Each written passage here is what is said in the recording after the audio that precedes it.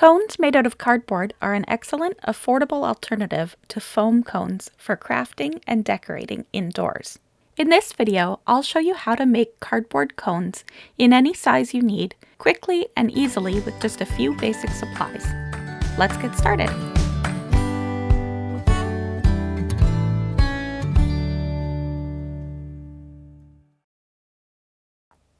The supplies you'll need to make your cardboard cones are thin, pliable cardboard. This is posterboard from the dollar store. The object that you're making the cone to fit.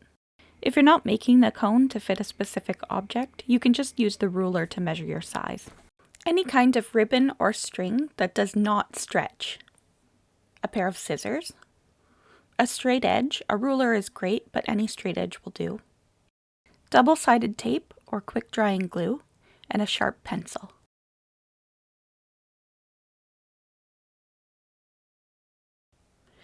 Start by laying out the object nice and flat so we'll get an accurate measure of how tall the cone should be when it's finished.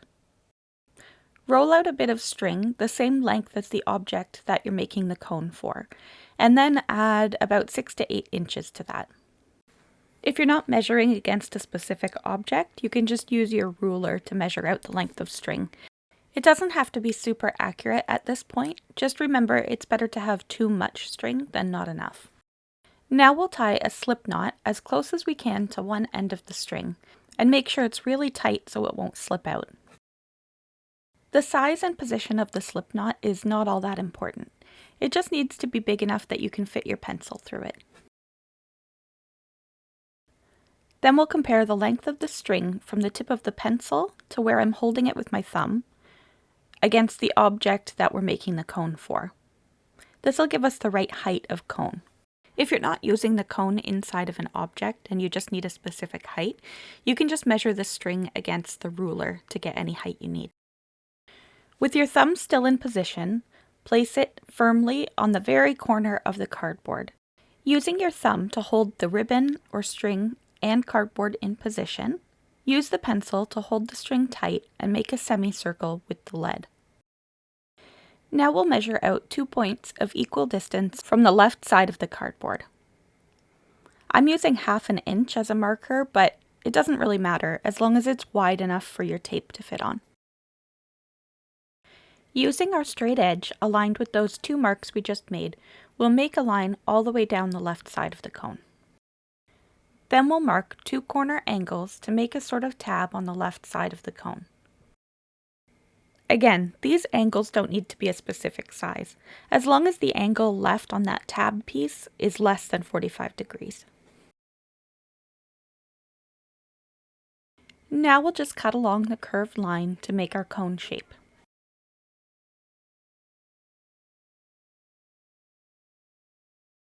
With the curved shape cut out, we'll line our straight edge up with that line that we made on the left side of the cone. Using the straight edge as a guide, we'll fold up the cardboard to make the tab. Then we can trim off those 2 little corner pieces. Trimming these little corner angles off the tab will just make sure there are no corners sticking out when we finish the cone. I like to use double-sided tape because there's no drying time and you can reposition the cardboard a little bit if you get it wrong the first time. But if you don't have double-sided tape, you can definitely use quick drying glue, or even a hot glue gun would work. Make sure the whole tab is covered so you don't have any gaps when your cone is finished. This adhesive covered tab is what will hold the whole cone together when we roll it up. If you are using glue instead of tape, you'll need to tape or clamp the cone into place once we shape it and give it time to dry. Now we're going to roll up the shape to form the cone. If there's a tricky part to making these cones, this is it. But once you've practiced it a few times, you'll get the hang of it and it's not as tricky as it seems. You just have to be really careful that you align the folded edge of the tab with the other edge of the cone shape. Start at the top pointed edge of the cone shape and carefully work your way down, making sure that it's stuck all the way along.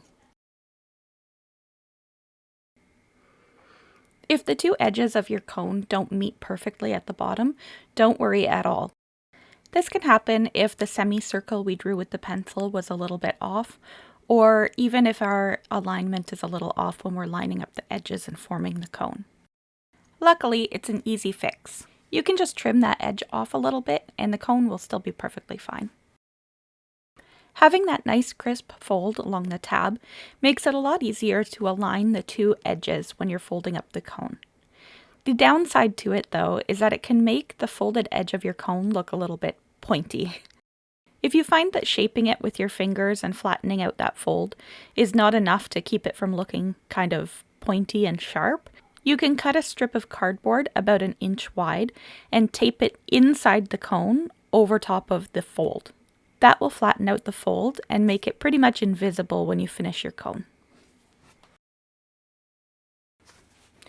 That's it! Now you've got a finished cone and all you have to do is dress it up.